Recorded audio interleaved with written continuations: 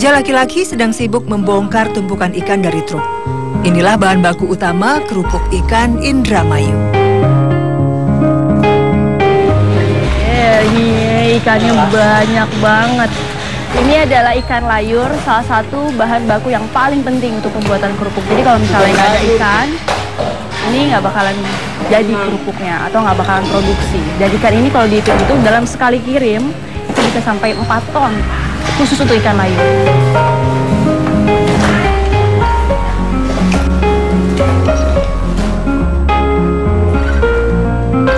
Desa Kenanga berjarak hanya hitungan langkah dari Laut Jawa. Namun, bertonton ikan layur ini adalah hasil tangkapan nelayan pantai utara Jawa Tengah karena stok ikan layur di sana masih banyak. Pemilihan jenis ikan memang sangat spesifik, tidak bisa menggunakan jenis ikan lainnya. Karena pemilik industri telah lebih dulu menyesuaikan rasa kerupuk dengan selera konsumen. Ikan bertubuh panjang ini rutin dikirim ke pabrik kerupuk di Kenanga hampir setiap 1 minggu sekali. Sebelum masuk tempat penyimpanan, daging ikan dipisahkan dari anggota tubuh ikan lainnya. Bagian ikan yang terpisah kemudian dicuci dengan air tawar hingga bersih. Pak Rito, tadi buang-buang air itu air apa, Pak? Air limbah. Air limbah? Kotoran ikan. Cucian ikan? Cucian ikan. Kok dibuang ke situ, Pak? Memang gimana? Kalau di sini proses pembuangannya gimana? Bau nantinya. Karena kan bau ininya. Jadi dari kotoran langsung ke situ. Nah udah ini satu, ini sedot sama ini. Sedot sama diesel, kanyot tuh. Berarti nanti keluarannya di sana? Ini jadinya apa namanya? Waduk. Di sana. Ada waduk? Ada. Berarti di sana kayak apa itu, Pak, ininya, Pak? Aromanya? Balong aja. Balong? Ngalir dia? Enggak, lubang. Ada lubangnya. Tepat di samping tempat pembersihan ikan, terdapat saluran air kecil untuk buangan air cucian ikan. Parit ini sengaja dibuat berdekatan, agar semua aliran air cucian ikan dapat langsung masuk ke dalamnya. Aliran buangan cucian ikan terdistribusi hingga ke tempat pengolahan air limbah yang berada di luar pabrik kerupuk.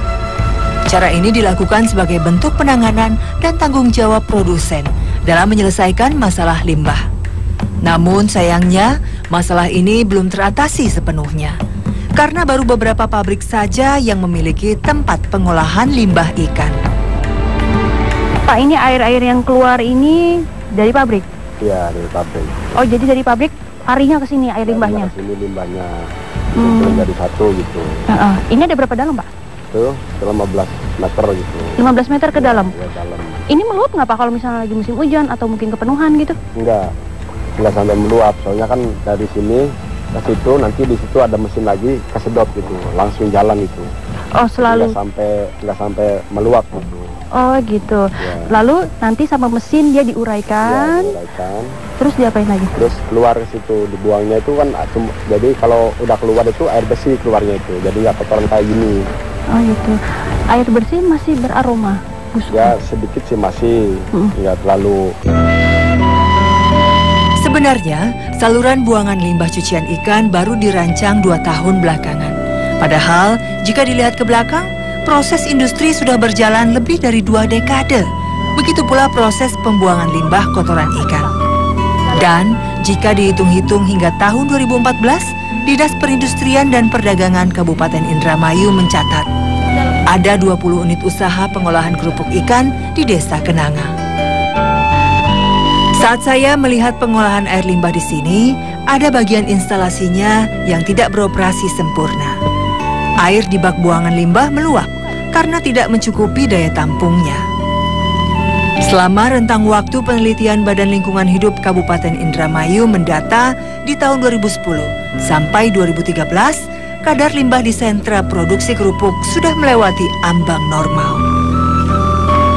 Kondisi ini otomatis membuat kehidupan biota air terganggu, termasuk juga lingkungan di sekitar desa. Limbahnya kena nggak, Pak, sini? Kena. Ngaruh juga? Pengaruh. Gimana, Pak? Ya kalau musim hujan kan naiknya ke sini. Airnya? Kena baunya, kena imbasnya. Dulu sama sekarang juga sama. Ada bedanya? Nggak ada bedanya. sampah-sampahnya? Ya banyak lah limbah. Sudah jauh dia udah lumpur, menjadi udah lumpur minyak. Meski terus dirundung masalah limbah, warga seolah tidak bisa berbuat apa-apa. Karena industri kerupuk ini membuka lapangan pekerjaan. Banyak warga desa Kenanga yang menjadi pekerja di pabrik pengolahan kerupuk sebagai sumber penghasilan hidup satu-satunya. Setiap hari, industri kerupuk memulai produksinya saat tengah malam. Pembuatan adonan hingga proses pematangannya dilakukan sebelum matahari terbit.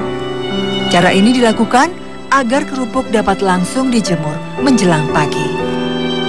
Produksi kerupuk di Kenanga telah menjadi magnet bagi penduduk sekitar.